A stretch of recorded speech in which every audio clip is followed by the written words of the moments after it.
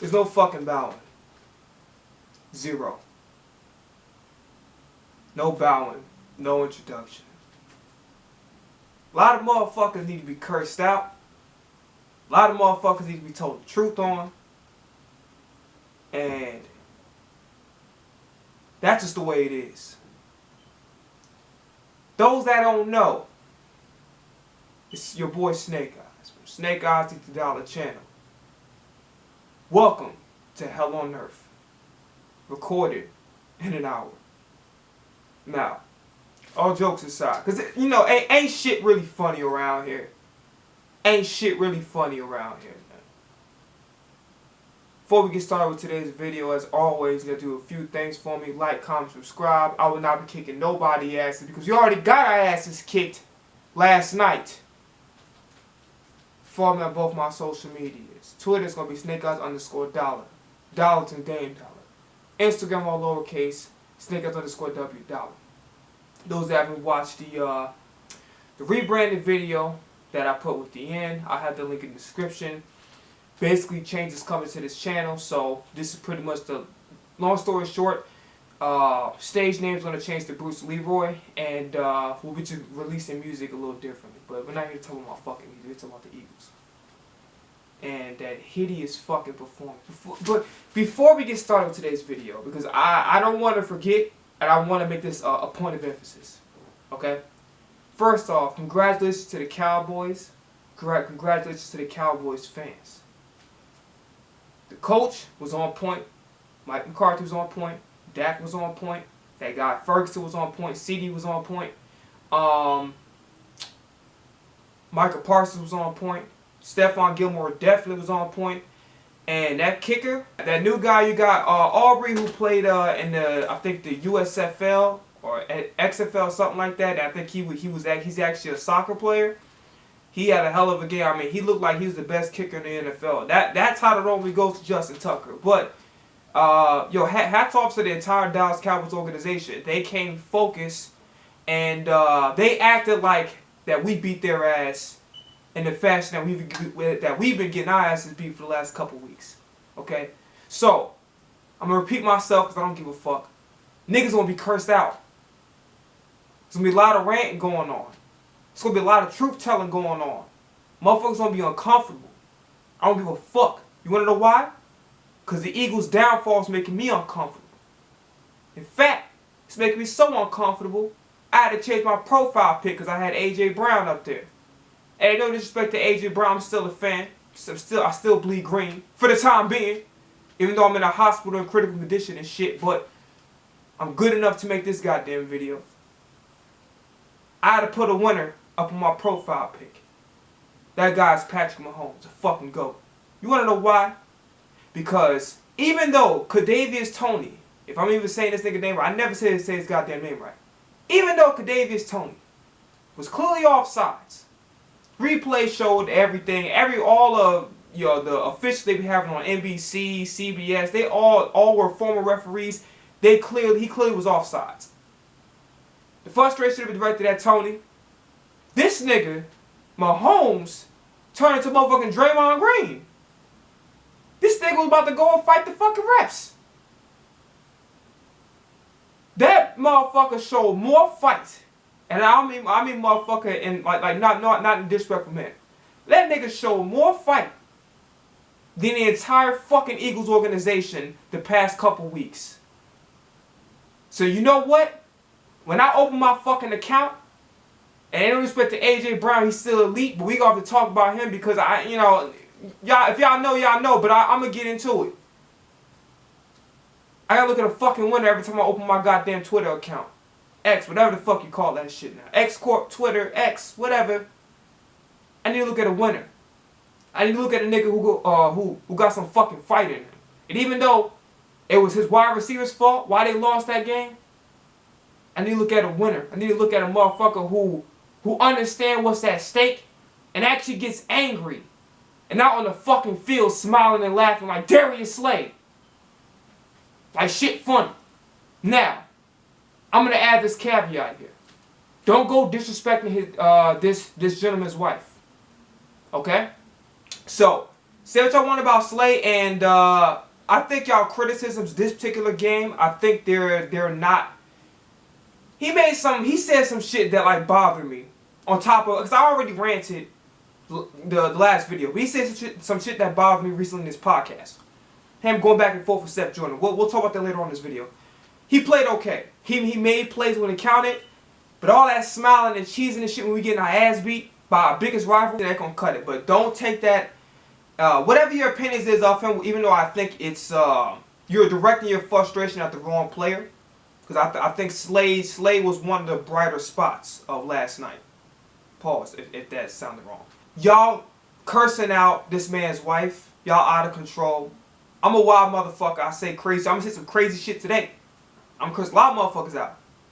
Me fucking with somebody's family. Me talking with somebody's family out of bounds over a fucking football game. Definitely something that not only is not their control, but it's just uncalled for, and it's a level of disrespect where, you know, if Slay would have knew you in real life and he asked you to shoot the fade, I'm not going to sit up here and be mad. If you get your ass whooped in the process of shooting the fade, I can't be mad either, right? It's a time between expressing your frustration as a fan and you disrespecting somebody else's family, and we don't do that. I don't condone that shit around here. Don't do that. Don't disrespect another man's family for whatever you feel about the play. Even though, like I said, I don't think Slay was the problem last. I think it was the furthest thing from the problem.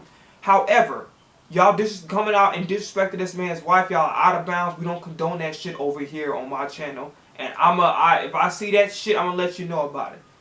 Alright? So, we got a lot to discuss. First thing we're gonna discuss is so I don't know who it was. So there was a Q&A with the fans. A fan asked about you know, how much involvement does Sirianni have with the offense?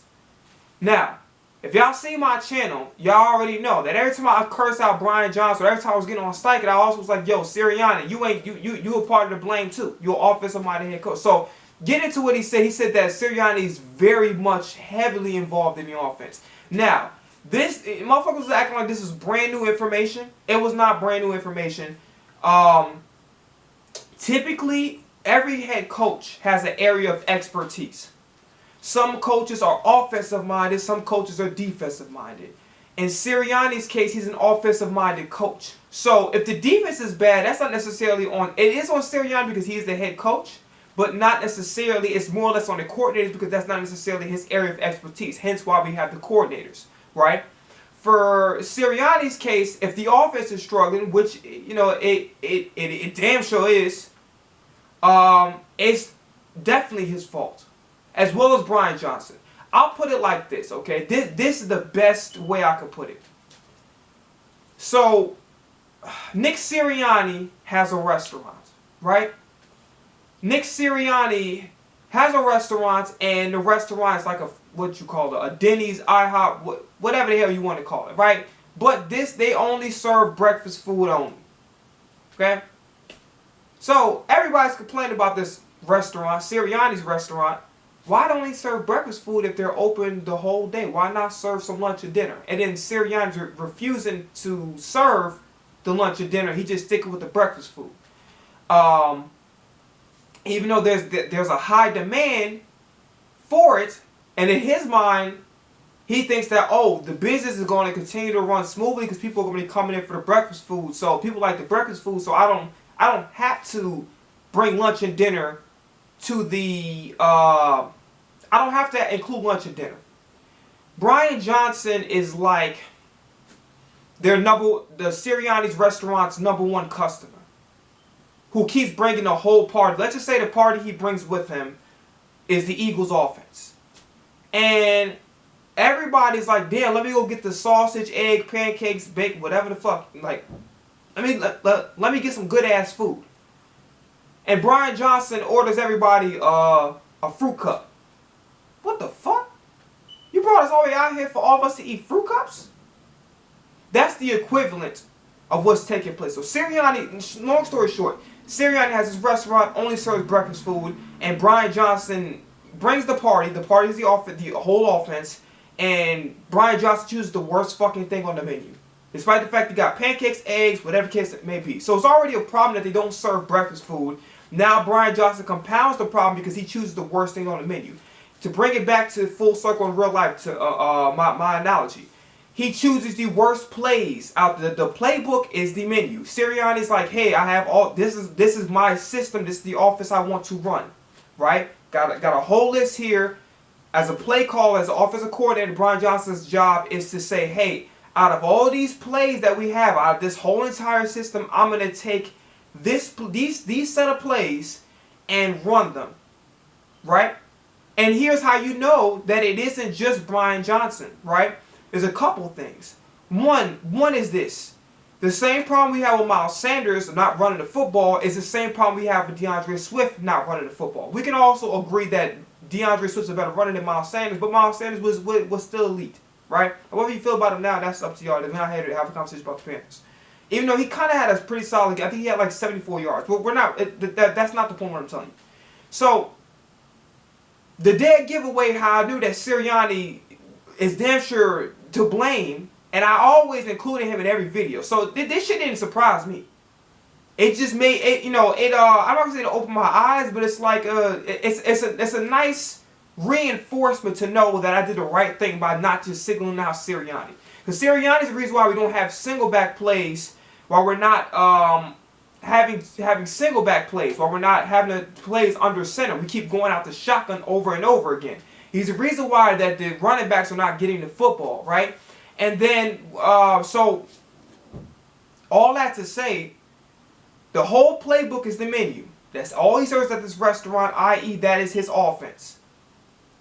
Brian Johnson looks at the menu and saying, I want this, that, and the third off of this menu, right? The problem is he's choosing the worst shit off the menu.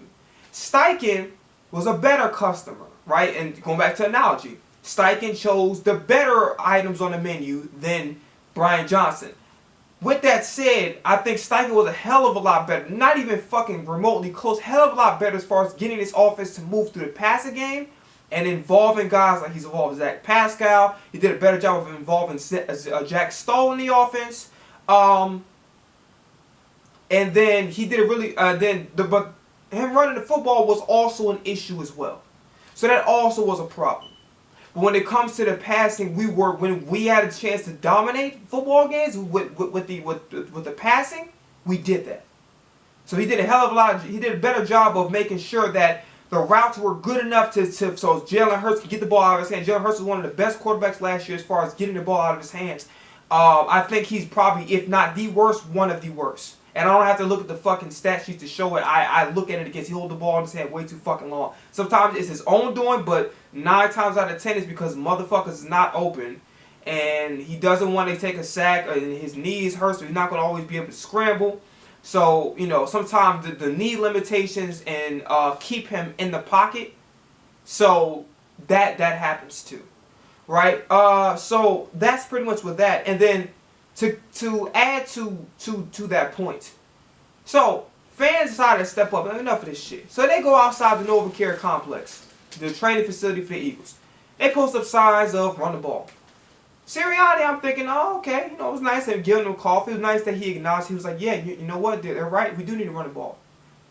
Now, ask me, did this motherfucker listen to the fans? My nigga, you was better off leaving them outside. You was better off leaving them outside. You was better off leaving them outside. Because they didn't fucking run DeAndre Swift worth the lick. And when they ran him, the damage was really already done. They already had the momentum. And like we were down by like what, 2.5-ish scores? The damage was already done. So, it really pisses me off.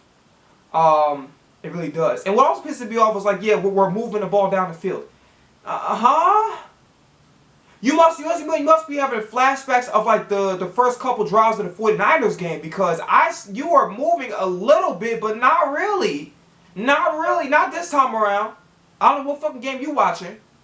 He was right about one thing, that we need. Dak has too much time, but that's on fucking this side. So the defense, even though I feel like that the system Sirianni says, okay, this is what I want. But Desai has more control over the defense than Brian Johnson does the offense. But Brian Johnson is still to blame. 100%. He's not escaping blame. But, you know, the system of what is implemented in his team, especially due to him being an offensive-minded coach, that's on Sirianni, right? And again, like I said, the dead giveaway was the same problems with the lack of running Miles Sanders is happening with DeAndre Swift. Okay? Yeah. So that's pretty much with that. So those that don't know, you know, Darius Leonard's an Eagle. Purely a depth piece. Zach Cunningham came back to the lineup. He played okay in this game. So Darius Leonard, he came in a few plays. You can't really evaluate him. It's like maybe 3, 4, and that's being generous. So yeah, that pretty much happened. There's a few other things I want to talk about. So we'll go back to the 49ers shit, okay? So Fred Warner, fucking Bosa. Bosa loved talking shit, yet he was getting his ass beat by Lane Johnson. So, yeah, I don't know if I mentioned this last video, but I'm mentioning it now. So Bosa was talking shit about, oh, all you gotta do was, and then people was on Twitter talking about, I didn't know what I was talking about, was that like, yo, he just talking how the system is ran. I know. He's clearly sending shots at Jalen Hurts, saying he's not a real quarterback, that all you gotta do is keep him in the pocket and throw, and you basically beat him. That's what he's saying. Don't fucking act like I'm not stupid. I hear what this nigga with this big ass buffoon is saying. I clearly hear him. I understand what he's saying, and I'm saying what I'm saying because I know. And then literally his response afterwards. Now this nigga wanna. So Kittle goes out when he plays the Cowboys and puts a shirt. Fuck the Cowboys. The Cowboys and the 49ers, despite not being in the same division technically, they're in the NFC. They're in the same conference, but not the same division. They're technically, the Cowboys and the 49ers is technically a rivalry. Now y'all want to be friends. So Bosa was like, yeah, you know, we already have the blueprint, even though the shit doesn't make any sense because Tony Pollard is not even in the same fucking conversation as goddamn Christian McCaffrey. He's not even the same. Christian McCaffrey is arguably the league's MVP. Pollard is not even a fucking top 10, 15 running back in this league. What the fuck are you talking about? Saying stupid shit. But fuck his opinion. I don't give a fuck. He got his ass beat. He didn't do shit. He doesn't do shit when both meetings. And literally had Brian Johnson did a better job of actually running the fucking football and making sure that those drives turn into touchdowns. We actually would have whooped their asses. Because the defense was stopping them. The first 2-3 drives we was whooping their asses the whole time. So I gotta stop the shit. Fred Warner, who I caught doing some dirty shit from time to time in that last game, I stand by what I said. So he decides to go on motherfucking, I think it was like a couple days ago, and he was talking about how, you know, so Big Dom, because Goodell hates the fucking Eagles. So I don't like Goodell either. Fuck him. I already had my grievance about him trying to outlaw the tush push, about that fucking fat Pillsbury Doughboy Michelin Man built motherfucker. I already said my opinion on Goodell already. So he goes on and talk about some, he lucky Dre didn't do more. What the fuck did Dom do outside of breaking up the fight? And then I guess him and Greenlaw, according to Greenlaw, he says he's not a dirty player. That's fucking cap. That's cap. That's complete cap. If it's not you, it's Trent Williams. Complete cap. Even though Trent Williams is going to be arguably the best player to ever play his position, in the history of the NFL, he has emotional control problems. And Dre Greenlaw, Dre Greenlaw definitely. I don't know why y'all niggas keep talking about Kinlaw. Like I don't know because it was clearly Dre Greenlaw. So Dre Greenlaw, motherfucker, what? It reminded me of when Caleb Plant smacked Jamal, and I kept talking about Jamel. Like Jamel was like, "Yo, that's the wrong brother. You mean supposed to be Jamal, right?" That's what it should remind me. Like, yo, it's not Kinlaw. I know Kinlaw was in the news last year about him, and he was tired of Grant Cohen shit or whatever the case may be. And they had a little spat on the internet that went like semi-viral, I guess. But it's clearly not the same player, but whatever. That point being, Greenlaw, really good player. He actually he's a very talented player, but he is a dirty player. I'm not gonna fucking sit up here and act like he isn't. He is a dirty player. It's a fact. And when he gets mad, he can't control his emotions. So Fred Warner talked about, he didn't do more. Man, shut your goofy ass up. Let me tell you something right now. DK Metcalf, this is my opinion, I stand by shit. DK Metcalf has Calvin Johnson's athletic ability and size and plays like fucking... Now, I ain't gonna disrespect... Nelson Agholor been playing since he left Philly. He been hooping. So I ain't gonna disrespect Nelson Agholor too, but when Nelson Agholor was the Eagle and he had maybe one good year, if that, maybe a year and a half, and then after that, he had problems catching the ball. This nigga plays like Nelson Agholor does on the Philadelphia Eagles, and every time DK get mad or frustrated, he started turning into this dirty ass player. He started doing some extra shit. I thought it was fucking hilarious. I'm like, yo, I should have retweeted. That's for Dom. Well, I ain't gonna tweet shit. I'm gonna say it in the video. That's for Dom. So I don't know why I'm talking like fucking Wendy Williams and RuPaul and shit. Whatever. I get my point. That's the Dom. Okay, that's the Dom. That's the Dom. Okay, that's the Dom. Anyway. That's for Dom. Anyway, yeah, so I was happy as fuck when DK Metcalf suplexed Fred Warner ass. I was like, yeah! I mean, that says a lot. I mean, this nigga's a freakish athlete. He's strong as fuck. I mean, who the fuck is Lift? He's a linebacker now. Lift fucking, I mean, you babied his ass. Like, god damn. I thought, I'm like, damn, like, Fred, I didn't know DK was Fred's father or something because they both damn near about the same age. But that's new information to me.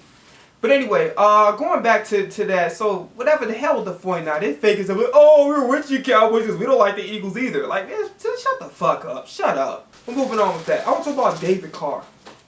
I don't know what it is about these bum-ass quarterbacks that turn into analysts. First, you got Chris Sims. Then you got Skip Bayless. Skip Bayless was a fucking high school, college athlete that didn't go nowhere. Whatever the case may be. But I don't get it what's with these failed athletes, particularly bum-ass quarterbacks. Now, David Carr is probably the closest thing to, if you look at his stats, he got more interceptions than touchdowns, which is fucking laughable, but he's mid. Considering his supporting cast, he's mid. I ain't gonna say he's trash or bust, he's mid. He goes on this fucking NFL total act, wherever the hell this nigga going from. Wherever he can, I ain't know this nigga, you know what's funny? I guess, if you want some clout, talk about the Eagles and dick ride Jalen Hurts. I keep telling motherfuckers, Jalen Hurts ain't gay. And Jalen Hurts has a girlfriend. I don't know why niggas keep trying to replace his girlfriend, but he has a girlfriend already. Get off this nigga dick, man. Pause. But listen, I guess everybody, all these failed quarterbacks like, I'm not really a good analyst. I barely was a fucking good quarterback. I threw more fucking interceptions than touchdowns. I'm damn sure nowhere near. I'm not even in the Hall of Very Good. But let me see. Let me dick ride Jalen Hurts and talk shit about Jalen Hurts and the Eagles so I can go viral. Let me create a list where I leave off the Eagles as the best team in the NFL so I can go viral. Shut the fuck, you goofy motherfuckers. Oh, Mickey Mouse Club ass. Like, that's just right now. And this, listen. And then, I don't remember verbatim what he was talking about, but I'm going to give out the general gist, because what the fuck this nigga say is just completely, the nigga's a moron. And everybody, I think, wants to take out, everybody's, maybe have some inherent racism in them, because they're mad because, oh shit, Jalen Hurts can actually play quarterback for real, and he's not a fucking running back or a wide receiver like how y'all wanted to be converted. You know what I'm saying? Y'all upset. I'm sure some of y'all are upset that Lamar Jackson is actually a quarterback and not a running back or a wide receiver. I'm sorry. I know y'all upset. I know y'all upset that, oh shit, Tim Tebow and fucking Taysom Hill didn't turn out to be great quarterbacks. I know y'all. I get it. I understand. I'm sorry. They're ass. They're not good quarterbacks. I'm sorry. They're gadget guys. It is what it is. Fuck that to do with us. Nothing. That's on them. If they didn't work on their ability to throw the ball, Lamar did it. Lamar put in the work. Jalen Hurts put in the work. What the fuck is their excuse? None. So moving on with that. So David Carr was talking about Hurts, isn't good from the pocket, and they need to bench him because he's still dealing with an injury, and he's better outside of the pocket. And then how Mariota needs to start. And then this motherfucker, the asshole, is to injury. And let me tell you something right now, and this is the truth, and I gotta call shit the way I see it. Let me tell your dumb ass something. You fucking mid, failed ass quarter. You're a first round. You're a first pick in the draft. You are mid as fuck. The definition of mid. You're a C- quarterback at best. A C-. You're a C- quarterback, sir. And like Deshaun Watson or not Deshaun Watson, so far, we'll see what our Stroud, because Stroud is looking amazing. Deshaun Watson, as of right now, is the best quarterback the Houston Texans has ever had. Okay? Now, going back to David Carr, not Derek Carr. I think they might be related. It doesn't fucking matter. David Carr. Just because you put a bunch of African kids in your profile pic don't make you not a racist. I'm going to say that again, okay? And I'm not saying he is a racist, but, you know, when you say stupid shit the way you do, when there's plenty of games, film, evidence, and the players themselves that are actually playing in this era that can tell you otherwise, just a fucking, like I don't know what else to take from that outside of you're a racist and you don't want to see Jalen Hurts succeed as a black quarterback. That's my only guess. Because Jalen Hurts literally checks every single fucking box a quarterback is supposed to have. Every single box. Every single box. Do I think he needs to improve a little bit on, you know, throwing on the run? Yeah. Do I think sometimes he bails out the pocket a little early? Yeah. Not as fault entirely because Brian Johnson and Sirianni don't put him in good positions. Really, Brian Johnson. But y'all understand where I'm coming from with that. So, just because you put African kids in your profile pic does not make you, doesn't say, oh, well, David Carr's not a racist. To me, you're just putting on a show. You're putting on a show. So you can say, hey, this guy's not racist. He has a bunch of African kids in his profile pic. So he's not racist. But I seriously question, when there's so much evidence and stats and games in the eye test, and you can clearly look at it and say, this nigga can play. This dude has one of the most accurate deep balls, pause, I've ever seen in my life. I mean, I've never seen a quarterback. It's one thing to have an arm. It's another thing to be accurate down the field. He's accurate.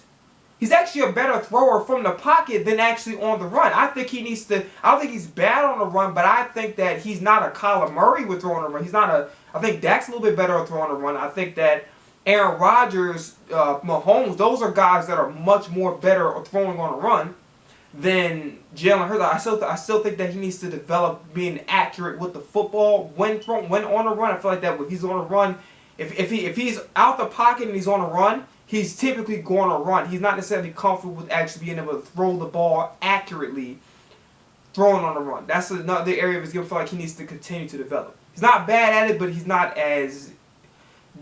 the guys that I mentioned when it comes to that area. But he's from the pocket, he's one of the fucking best quarterbacks in the league. One of the best. He's consistently passed for over 65% of his passes. Damn near we're talking Drew Brees level completion percentage. Drew Brees, you remember Drew Brees? This nigga was like throwing like 70%. He's like in between the 66th and 70th percentile when it comes to completion percentage. The fuck are you talking about?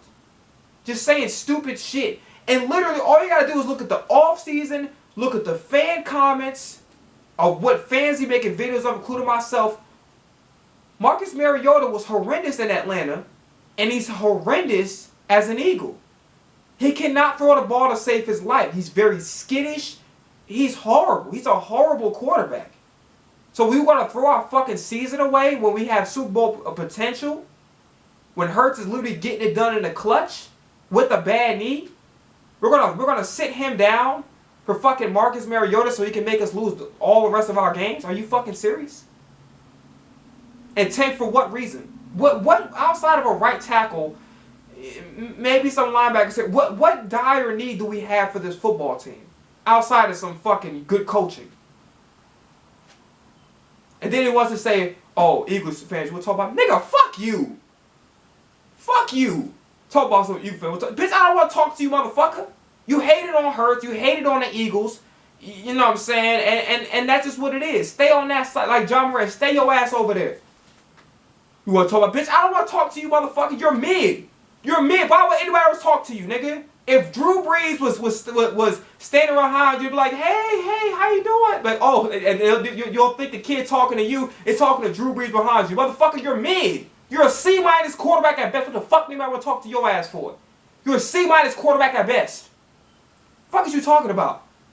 You want to talk about, I don't want to talk to your bitch ass. You're a hater.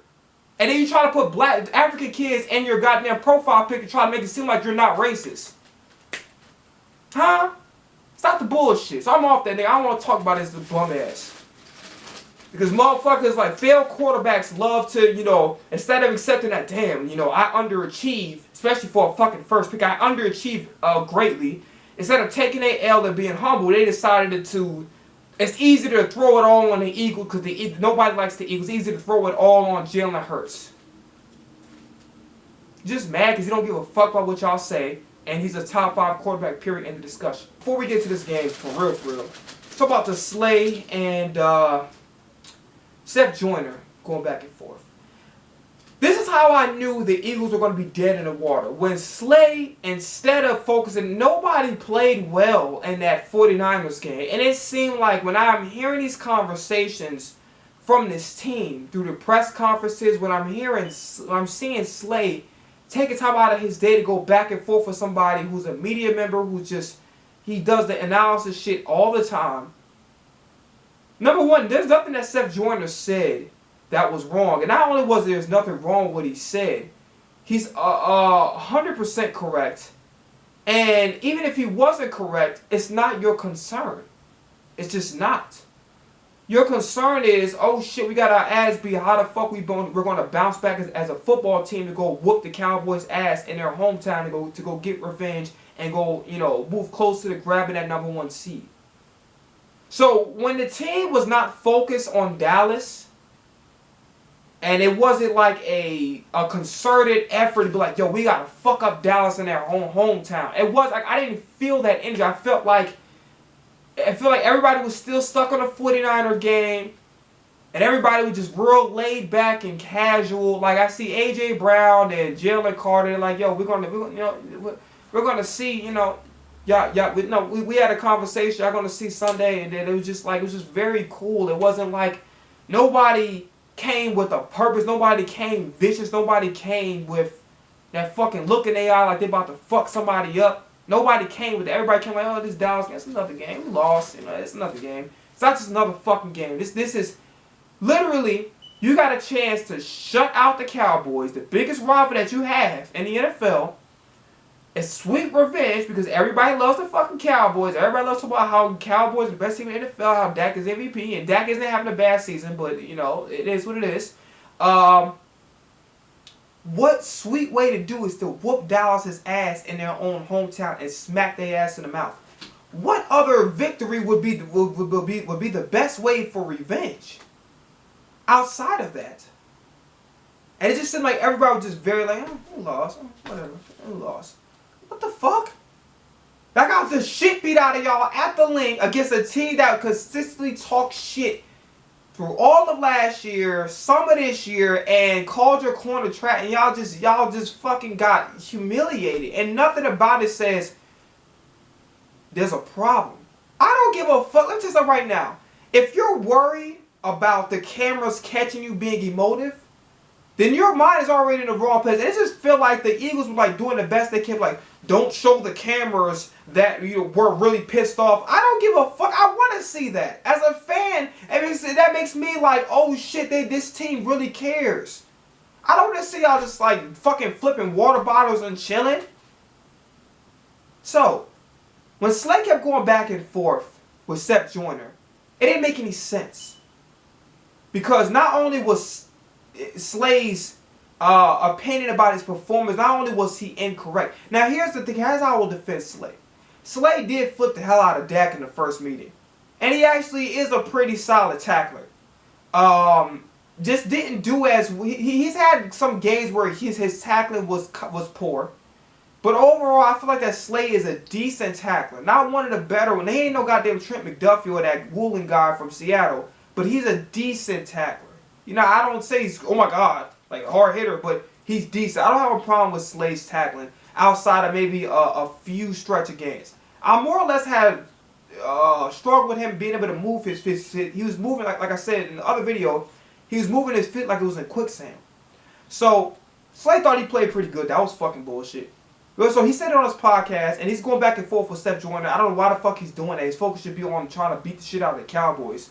So already I just red flag. Okay, they're not even looking at it. They're not even understanding or comprehending the magnitude of this game. The number 1 seed is at risk.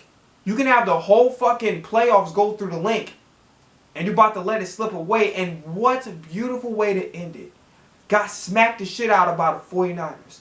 You come back in Dallas and you beat your rival's ass and you smack the shit out of them, and you basically solidified the number 1 seed.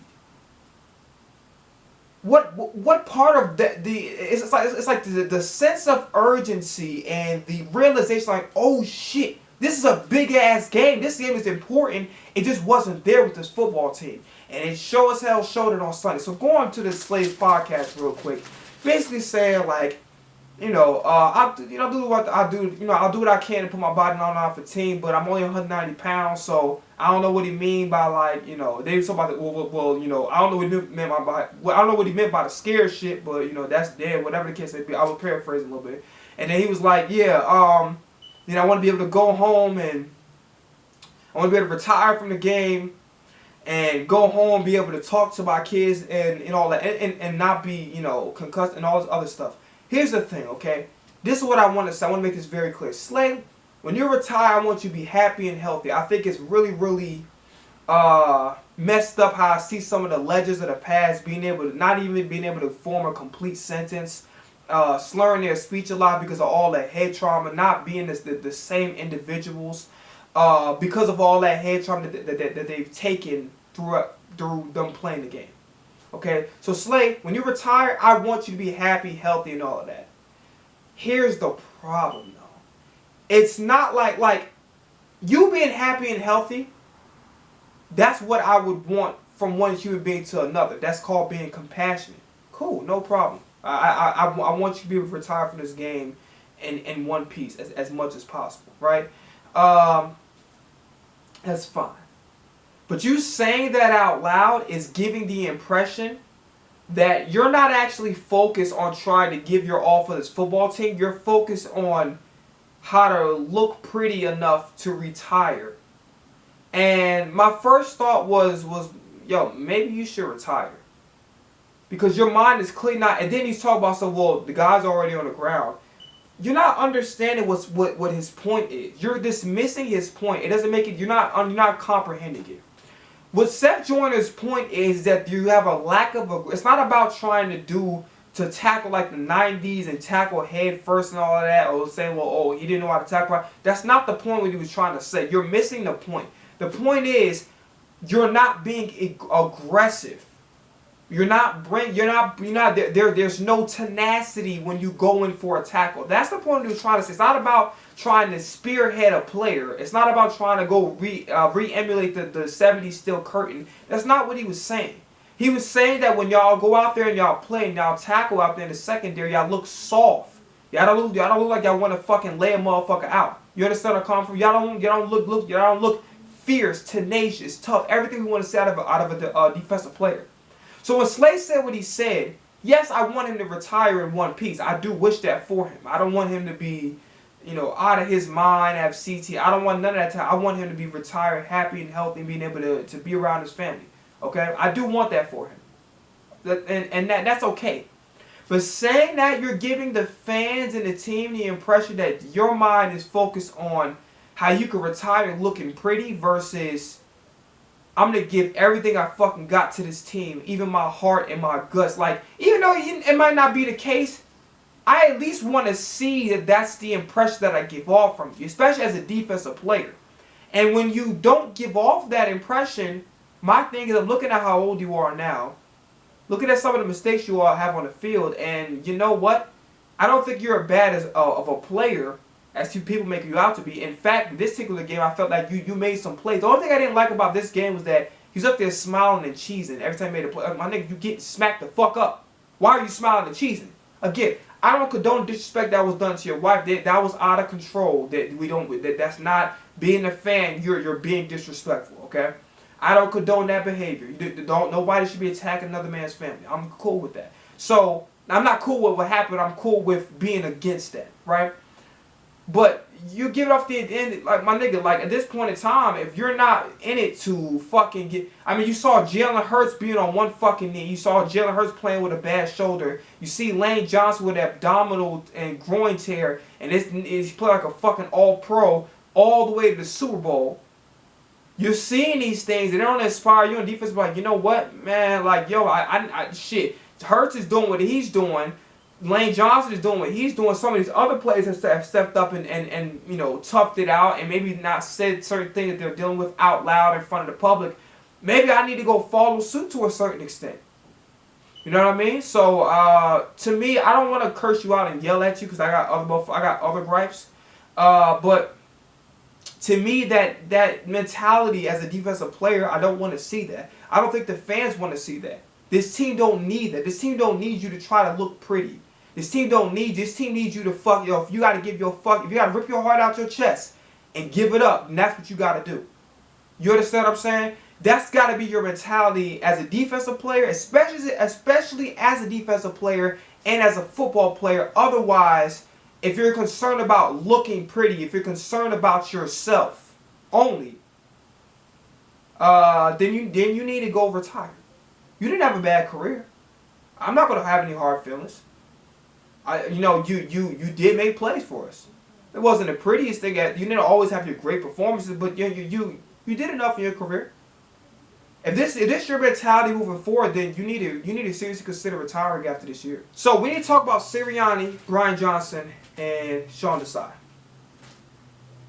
All three of them, in my opinion, if things keep going the way it's going, what's going to end up happening is not only will we not be going to the Super Bowl this year, we will get a 5th seed and we're out.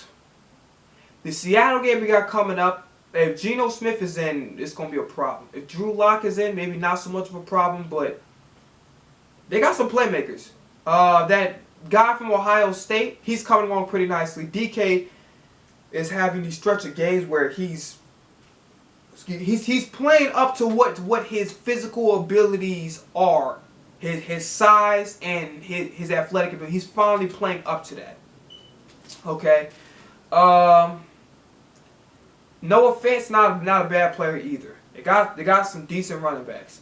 Defense is pretty damn good. They got some really good young talented players in that secondary. And they got Bobby Wagner, who's a savvy vet, future Hall of Famer when all is said and done. So they got players, and Pete Carroll's a pretty damn smart coach. So Geno Smith is playing, we're in trouble. Drew Lock is playing, I think we have a chance. But we are headed down a road. Now, Cowboys got a tough stretch of games coming up with the Bills and Dolphins. And 49ers can lose to Baltimore. Especially if Odell is healthy and Lamar is healthy. Y'all might get smacked the fuck up. Here's the thing. Because Odell is playing out of his fucking mind. Odell's having his best season he's had since being a New York Giant. And that's saying a lot. Even as a Ram, I thought he was decent. But Odell is damn near back, if you ask me. But yeah. So we got these they got some stretch of games that they could lose. 49ers can't beat the Ravens because they have more players on their team, but the way this defensive coordinator is playing, how he's playing out of his fucking mind, how Lamar finally got weapons to throw to instead of finally a competent offensive coordinator instead of trying to coach like it's the fucking 80s, like you got the 85 Bears of Walter Payton and shit when you have Lamar, who's a top 5 quarterback in this league. We have an issue. And you want to know what's funny? Even though I'm pissed the fuck off, I'm pissed. Even though I'm pissed off. Let me tell you something. I'm happy this is happening. You want to know I'm happy why this is happening? Because the shit that's going on right now cannot continue. We cannot continue with fucking Sean Desai barely blitzing. I mean, this motherfucker had more gaps than a goddamn parking garage. This nigga had more gaps than a fucking senior citizen that needs some dentures.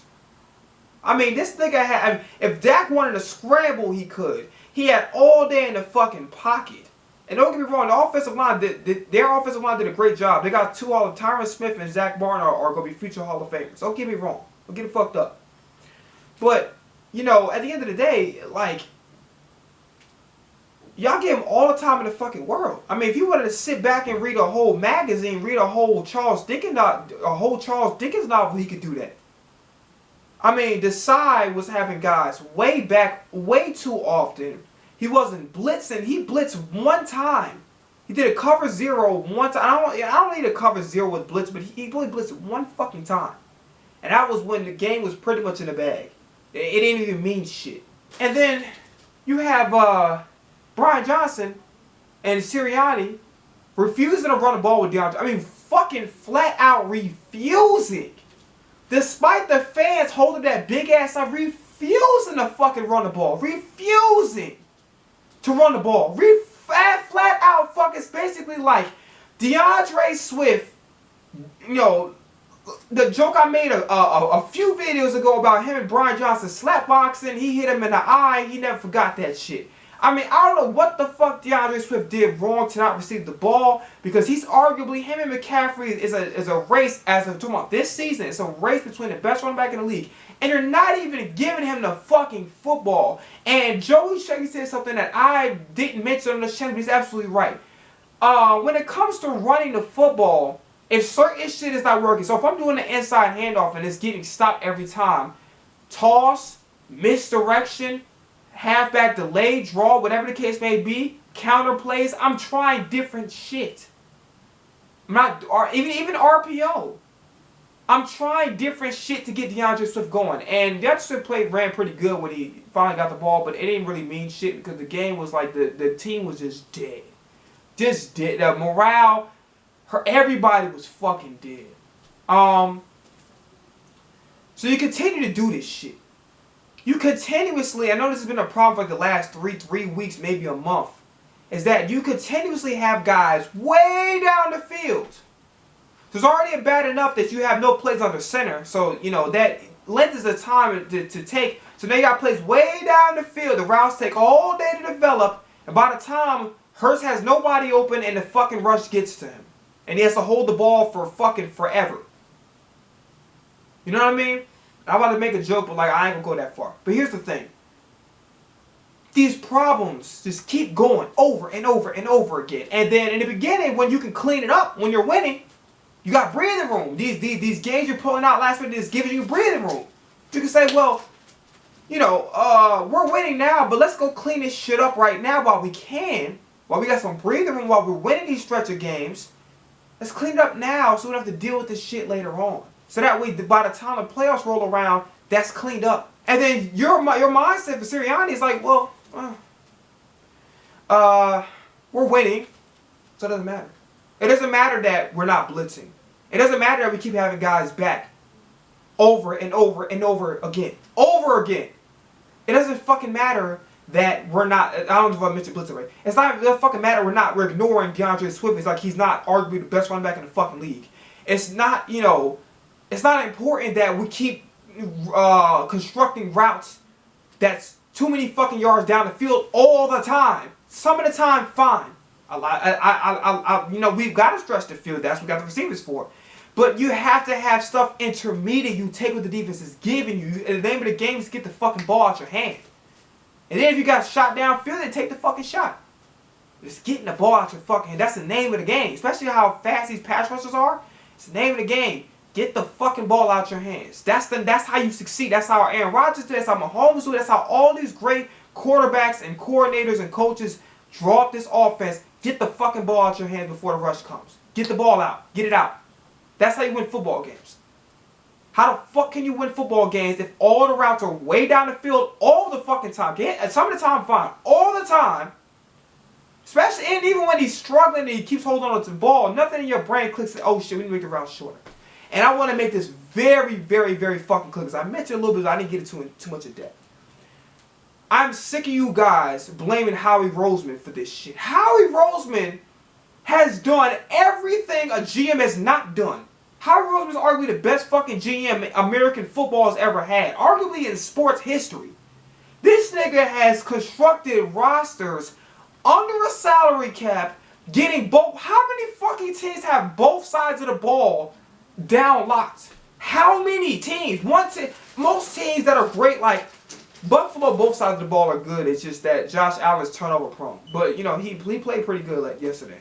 For the Chiefs, the defense has played much better this year, but the defense was a problem.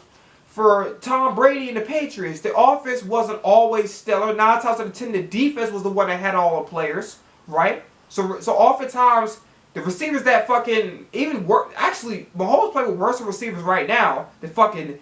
At least goddamn Brady had Edelman, and Edelman showed up in the playoffs. At least he had Amendola for. At least he had Wes Welker. You know what I mean? He had some people. You know what I'm saying? Like, he turned average wide receivers into like pretty damn good ones, but they're actually worse than what the fuck Brady had to work with, you know, later on down the line. So, what I say is this. This level of complacency, this level of contention, you're content with being, passing by. It's gotta fucking stop. And if it doesn't stop, all three of them need to go. And it's Sirianni. It's weird because Sirianni has made a culture where he's a player's coach. He's changed things around here for the better. He's brought everybody together, and you know he's instilled what I believe is a winning culture. But it doesn't matter about morale. Morale alone isn't going to win you fucking football games. It's playing the right way. Cool. Nick Sirianni's great with team morale. He's a player's coach. I get it. I love it. He understands the fan base. He has the energy and all of that with the fan base. And all y'all still bitching about fucking, oh, well, if Sirianni talks too much shit, I don't like it. Shut the fuck up. Shut up. Shut the fuck up. Shut the hell up. Shut up. He can do what the fuck he wants to. He went in and he bringing in what he brought here. Fine. But this game, how you win football games is X's and O's. And if you don't know your X's and O's, or you're not competent in the X's and O's, the player coaching shit don't mean a fucking thing. Dan Campbell, he's competent on the X's and O's. As well, he's a player's coach first, but he's competent on the X's and O's. DeMeco Ryan, player's coach, because he played before, he knows the X's and O's. That's why the Texans are doing what they're doing. Well, hopefully Stroud's okay, because I heard he got injured. But that's beside the point. What you call it? Andy Reid, player's coach. You heard great, like Andy Reid called it a father figure, all that. Andy Reid's a player's coach. He knows he's the best offensive-minded coach the league has ever had. Ever. Arguably the best coach of all time, if you ask me. But yeah. These guys know the X's and O's. It's not just, oh, everybody, the team morale's good, the city loves me. That's not good enough. You have a job to do. Your job is not to be motherfuckers' friends and work the room. This is not sales. You're a football head coach. You should be a head coach. You should coach this fucking team. It's not good enough to just be like, oh, everybody's happy with me. We're happy together. You know, no. That's sales. And even sales, you got a goal to actually buy this shit. So you can be friends with somebody all you want. Like, yo, let me get your number. I get you a cup of coffee, whatever. You still got to make the fucking sale. Right? In this case, we still got to go out there and win football games. So this analytics shit you're doing, it's not helping anything. Because guess what? Motherfuckers who make the analytics is niggas who never played the fucking game before. Niggas who played the game would never even think about it. Fuck an analytic. Because you know why? You know why? Because everything is dependent upon that specific game. There's so much shit that happens during the course of a game that AI, technology would not be able to figure out. It only comes to you actually playing the game and having that experience. So going back to Howie Roseman, shut the fuck up. And here's the thing, Howie Roseman isn't perfect. I don't like how he doesn't value linebackers. You know what I'm saying? I didn't like that he missed out on Justin Jefferson. You know, he chose Arcega-Whiteside. You know, those things, you know, I didn't like. I was upset with him briefly choosing Jordan Davis over McDuffie, but I got over it because we needed a defensive tackle, and Jordan Davis has been amazing for us for the most part this year. But other than that, Howie Capone's a real fucking deal. He's the best GM in football. And he's done everything he can. And listen, Byard ain't Chauncey Gardner-Johnson. It is what it is. He's not good enough. He's mid. That's not fucking Howie's fault. We all thought that Kevin Byard was going to be dominant like a Chauncey Gardner-Johnson. Not the same player, but under that rim. We all thought it was going to happen. But it didn't happen. Get over this shit. It's not fucking Howie's fault. It's the coaches. And I tell people what I'm telling you one time. Blame the coaches all you want. Cool. Once you start talking about Howie, when he's fucking fleeced teams for good, he fleecing fucking teams for great players. No GM would have ever got fucking AJ Brown for the price that the Titans gave us. Fleece fucking DeAndre Swift. I mean, he's done everything he can and brought so many great players here. And, you know, without our knowledge, realize we got a franchise quarterback in the second round. When, if it was up to us as fans, we would have chose somebody else. And he would have been fucked over and not had a franchise quarterback. You know what I mean? So y'all shut the fuck up about Howie Roseman. Let's go over to these receivers, man. We need to have a conversation. Alright. So I want everybody to know that Dallas Goedert is officially back. He had a couple receptions here and there. Few things I want to discuss. So let's talk about AJ Brown, Devontae Smith. They did not play well, neither one of them. I know the count stats. Oh, Swift had, not Swift. DeAndre Smith had, I keep thinking I'm stupid. Devontae Smith, I should know his name, is my favorite wide receiver, whatever. Yeah, 74 yards. AJ Brown, 94 yards. So what's the problem? Well, multiple drop passes, missed opportunities for big plays, and fumbleitis. Hurts fumbled too, but I didn't like the play to begin with. He just did a random ass quarterback draw. When you go in the crowd, somebody gonna punch the fucking ball out. Hurts gotta make sure he protects the football, but it's inevitable. You ran a stupid ass play. You know what I mean? So fumbles. And here's the thing. What y'all did to Jalen Carter, which I thought that was Cowboys fans. I expect them to talk shit, but Eagles fans get mad at Carter crying. Y'all niggas is fucking goofy. If I catch any one of y'all on social media talking shit about Devontae Smith, about him getting emotional and crying on the sideline on the bench, because he looked like he was crying. I ain't gonna say he was. It looked like he was crying. I catch any one of y'all I'm cursing y'all ass out on the spot, because not just because he's my favorite receiver, because he's a hard ass worker, he's a winner. And he's elite. And he knows when he fucks up. And let me tell you something right now. AJ Brown, same thing. He didn't play well. He dropped passes, missed opportunities for big catches, fumbled the football. He didn't play well. AJ Brown had his worst game as an Eagle. He had a couple games last year where it was like, you ain't playing too well. But this was definitely his worst game as an Eagle. So those guys are ballers, they're winners, and I think it was more or less, I think their performance was more or less of the mentality, bad, low team morale, versus them actually being ass. And they're nowhere near ass. Nowhere near. AJ Brown is fighting tooth and nail with Tyreek Hill to be the best wide receiver in the NFL. Devontae Smith is a fucking, that's amazing. The shit he's doing at his size is unfucking heard of. You know what I mean?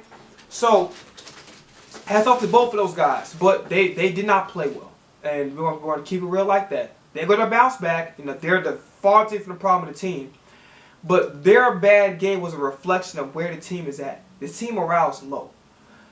For the life of me, once again, where the fuck is Zacchaeus? I don't understand. Like, it's already bad enough. Okay, you had Quez back in the lineup, you didn't use him. You have Julio, you don't even fucking use at all.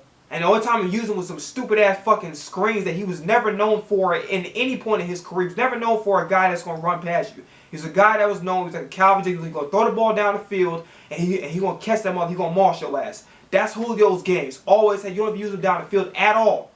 At all. So you misutilize Julio, and then Zacchaeus has came up time and time again with big ass receptions. Caught a fake punt from Manning. By the way, Brady Manning can actually throw, which is actually pretty good because he's actually a halfway decent punter. And not only is he a halfway decent punter, he actually can throw the football pretty well. He throws the football sometimes better than that guy Taysom Hill. But yeah, it's like the NFC version of Tim Tebow. The bottom line is, Zacchaeus needs the fucking ball. I don't know why he's not getting involved in the offense. I don't understand it. I don't understand how a guy has proven he's the wide receiver 3, earned his spot, does the dirty work, doesn't bitch and complain, and I don't give him the fucking... It makes no sense to me. Yet you expect to win games. You're not utilizing all your weapons. I don't get it. I don't fucking get it. I don't get this team. I really don't. Refs called a bullshit offside penalty on Kelce. I think this league is just tired of the tush push. That's why I think they be making these bullshit ass calls. They're tired of the tush push. That's the real situation. Defense, I already said what it needed to be said. I talked about Howie Roseman. That's about. I'm telling you right now, y'all talk shit about Devontae Smith crying. I'm gonna curse y'all ass. I promise you. I'm on y'all ass. I don't play. Like, leave that man alone. Like, yeah, he struggled. The team was not good as a whole. And they're ballers, they're winners at the end of the day. A.J. Brown and Devontae Smith are the least of my worries. They didn't play well, neither one of them, but they're the least of my worries. I'm not just saying that because I'm a really big fan. I'm not saying that because I'm on the team. I'm telling y'all, I'm not. They're the last people I'm worried about. They know when they're not doing well, and they rise up to the occasion when necessary. So they're the least of my problems. But yeah, these three coaches gotta go. Because this let's keep it real with you. The road that's being taken right now, and by the way, Elliott was, I'm talking about barely fucking making it, like barely. And this other nigga was like fucking doing what Elliott was doing on a consistent basis, and Elliott was barely, I don't know what the fuck was going on with Elliott. Elliott made all his film, but he was barely making them shits. But yeah, Sirianni, Desai, Brian Johnson, y'all don't get y'all shit together. All three of y'all need to go. All three of y'all need to go. We need a complete revamp because this shit right here is not. We need some tough fucking players who go out there and perform. And I want to address something else too. I want to conclude this video because Seattle ain't nothing to talk about. If Drew Lock is playing, we don't have to worry about them niggas. If Geno's playing, then we got a problem.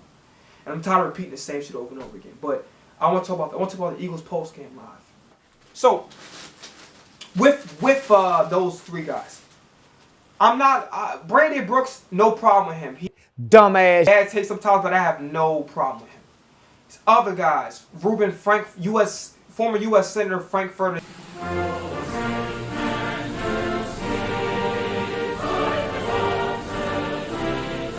The team has the roster. So, well, I didn't have to win this game. What the fuck? And then this blaming Howie shit. Howie's not the fucking coach. And I don't know if they got short-term memory or y'all know all these fucking players he brought in and fleeced the fuck out of teams for great players. You know what I'm saying? Y'all talking shit about Howie, which is fucking insane. Insane to me. Like, y'all gotta be fucking cracked and like straight pookied out to be talking shit about Howie Roseman. The least of my fucking problem is Howie Roseman. Howie's doing his motherfucking job. Probably the only person, or one of the very, very few people who did their job. By the way, shout out to Hassan Reddick. We got 2 sacks. Fletcher Cox played good. Where Fletcher Cox looking on the field, that nigga had like the. I remember my dad. Every time I get in trouble, my dad used to make this like fucking like this Alonzo face and shit. Cox was so pissed off that he had this look on the face. I shot to Jalen Carter too for that fumble recovery touchdown. Cox forced that fumble as well. Morrow can't fucking catch interceptions, and he was getting his ass beat again. What else is new? Blankenship's out with a concussion. He might miss this next game. Hopefully he doesn't, but he might. Sidney Brown replaced him. He actually wasn't too bad. Yeah, so I'm going to go back to Eagles post-game live. So everybody's talking about some, and then Reuben Frankfurter, U.S. Senate, this little I can't fucking stand. He gotta be my least favorite. Him and the host, but I think he's my least favorite person on the show. He said that the defense has no good players. Who the fuck is Josh Sweat? Who is Cox? Who is Milton Williams? Who the fuck is Jalen Carter? Who is goddamn Cunningham is actually pretty damn good. Morrow was good all the way up until these last couple games. Blankenship is pretty fucking good. I just think he needs like a complimentary piece in order for him to raise his level up. Because, you know, he's not that athletic, so he has some limitations on his game because he's not that fast and athletic. He's a strong safety at heart.